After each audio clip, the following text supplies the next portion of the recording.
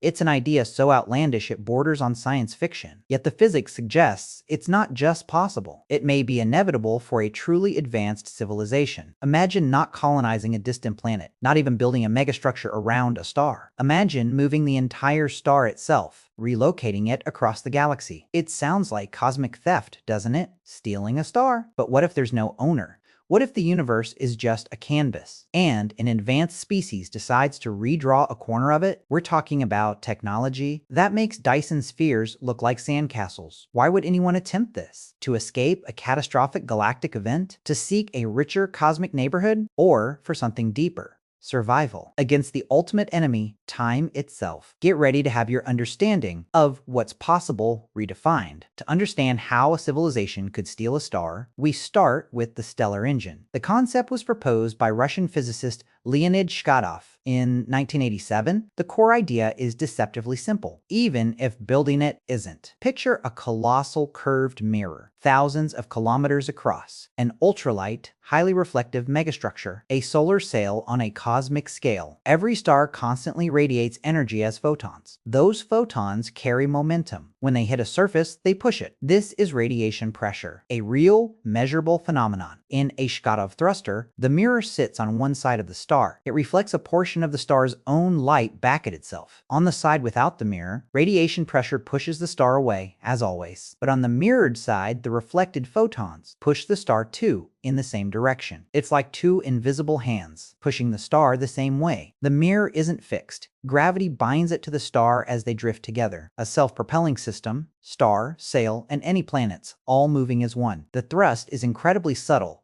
For a sun-like star, mere newtons of force. That's the strength of a light breeze, spread across an entire star. Acceleration this small is nearly invisible across a human lifetime. Moving a star just 1 light-year could take tens of thousands of years. Crossing a real portion of the galaxy? Millions, maybe billions of years. An act of cosmic patience. A project spanning countless generations. It demands a civilization stable enough to plan. Not for years, but for eons. Why undertake a project longer than all of recorded human history? One answer: survival. Our galaxy is dynamic, sometimes violent. Stellar collisions, supernovae, gamma-ray bursts. Any could end a civilization. Even the slow approach of a supermassive black hole. Moving the star is the ultimate insurance policy. An escape plan on a cosmic scale, guiding home toward a safer, richer region of the galaxy. But there's a bigger game.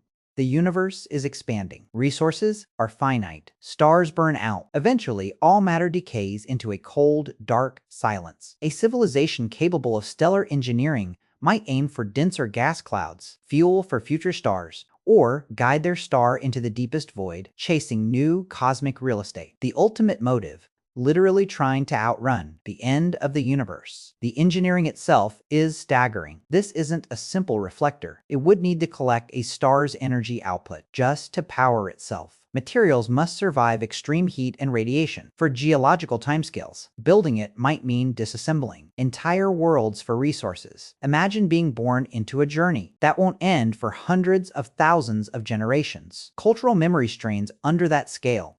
Purpose can fade into ritual, then myth. What if the civilization fails mid-journey? A star adrift, a cosmic orphan. What if another civilization already claims the destination? Would arrival be seen as a cosmic land grab, an act of aggression? Stealing a star pushes us to imagine true Type II and Type III civilizations. The Shkadov Thruster remains theoretical, but it's a powerful thought experiment. It hints at humanity's potential destiny if we ever face cosmic-scale challenges. Will our descendants view today's rockets the way we view ancient sailing ships? Sany might one day detect such megastructures, not just around stars, but propelling them. A faint, unexplained acceleration in a star's path could be the signature of intelligent life. It forces the question, what is the true limit of ambition? Do you think humanity could ever achieve this? Or are we destined to stay tethered to our star until the end?